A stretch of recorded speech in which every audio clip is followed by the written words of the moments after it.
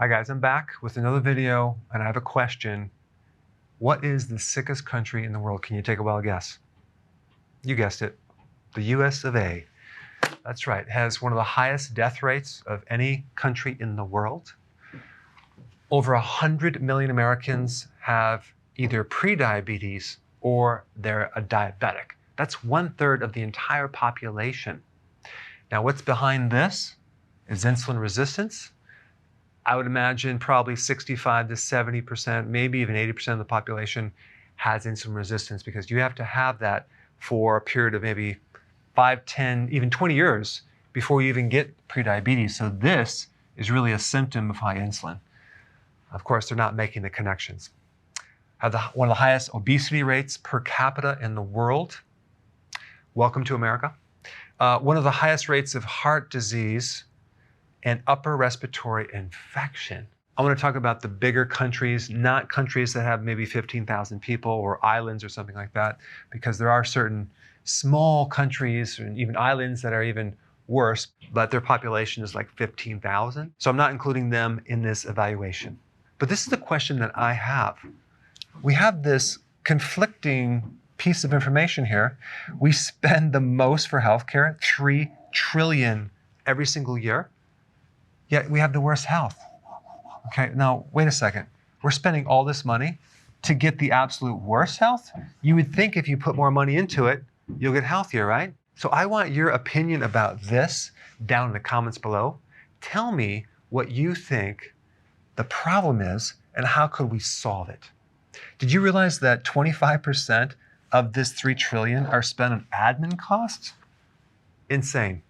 And then the cost of drugs in America is off the charts. And another big expense on the cost of healthcare is defensive medicine because doctors can get sued.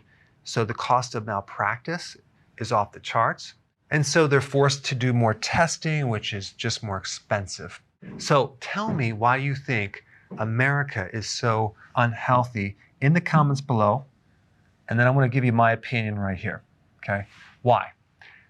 Well, it's because there's very little health in healthcare in America. That's why they call it medical care, because it's all about medicine. There's not a lot of money in promoting healthcare. Now, I really, really like what they did in Japan. They came up with a law, and you've probably seen this in another video, Metabolic law, okay? Where every year, men and women of the age of 40 to 74 have to get their waists measured, okay? And men, it should be 33.5 or 85 centimeters for those people in Europe that use the metric system. And then women, 35.4 inches or 90 centimeters, okay? So if it's more than this, the companies are penalized, like 10% of a certain amount, I'm not sure exactly what amount, and that goes to paying for the elderly health care, which makes total sense because the size of your waist really tells us what's going on with your insulin. If you look down right now and you can see your belly, chances are you have high insulin and you have insulin resistance, which is behind that. And I know if you're on my channel, you've heard this 8 million times, but this is for the new people that have never heard this before. High insulin is behind so many different problems. Metabolic syndrome, high blood pressure, high cholesterol, high sugar, belly fat, and the list goes on and on and on. Eye problems, kidney problems. Cancer, by the way, loves sugar, okay? And the reason why people have high insulin is because they have high carbohydrate, high sugar diets, and cancer just loves to eat sugar.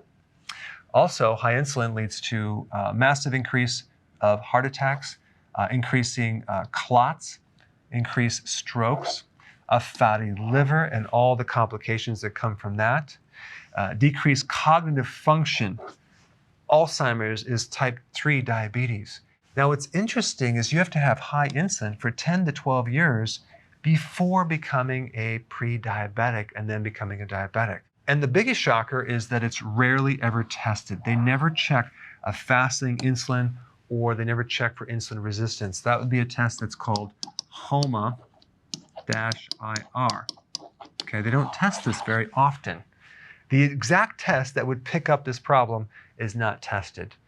But people are getting symptoms like high blood pressure, high cholesterol, belly fat, fatty liver before they get prediabetes. So those are definitely some of the symptoms, but these are symptoms. This is the cause right here. So go ahead and tell me what you think in the comment section. I want to know. Thanks for watching. Hey, if you're liking this content, please subscribe now, and I will actually keep you updated on future videos.